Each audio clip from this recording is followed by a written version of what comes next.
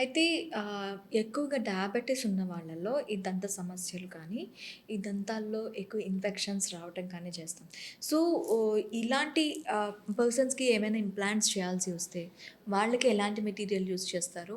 వాళ్ళకి తీసుకోవాల్సిన జాగ్రత్తలేంటి? ఫస్ట్ ఏంటంటే కంట్రోల్ డయాబెటీస్ ఉంటే కనుక పేషెంట్కి కొంచెం ఎడ్యుకేటరీ మెటీరియల్ ముందే సప్లై చేసి దాన్ని బట్టే ప్లాన్ చేసుకోవాలండి.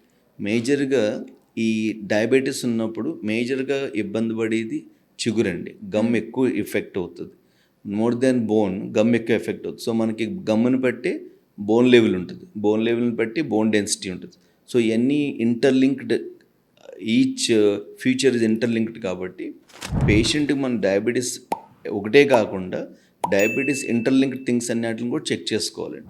చెక్ చేసుకుని వాళ్ళ మెయింటెనెన్స్ కూడా చూసుకోవాలి. ఇప్పుడు యాక్చువల్లీ డయాబెటీస్లో ఏమవుతుందంటే ఇది లాంగ్ టర్మ్ ట్రీట్మెంట్ అండి. So almost patient 15-20 years, 20-25 years మనం దీన్ని కేర్ఫుల్గా వాడవలసింది. స్టార్టింగ్లో వాళ్ళు బికాజ్ ఆఫ్ సోషల్ స్టేటస్ నాకు బయట ఫిక్స్డ్ టీత్ కావాలని వాళ్ళు డిమాండ్ చేసి చేయించుకునే పేషెంట్స్ ఉన్నా మనం అసలు ఎప్పుడు ఎంకరేజ్ చేయమండి.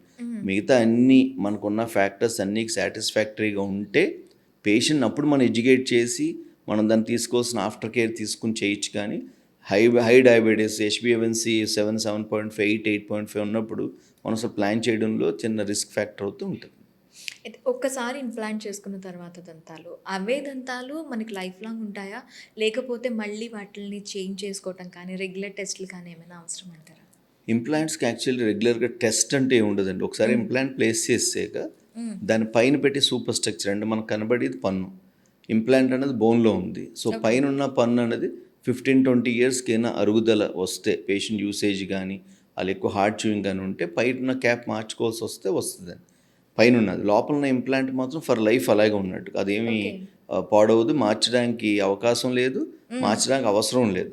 కానీ ఎవ్రీ 1-1.5 ఇయర్ మాత్రం కంపల్సరీ అక్లూజల్ చెకప్స్ చేయించుకోవడం, క్లీనింగ్ చేయించుకోవడం లాంటి ప్రక్రియ మాత్రం ఎప్పుడు మర్చిపోకూడదండి. అది పేషెంట్ కేర్ తీసుకోవాలి.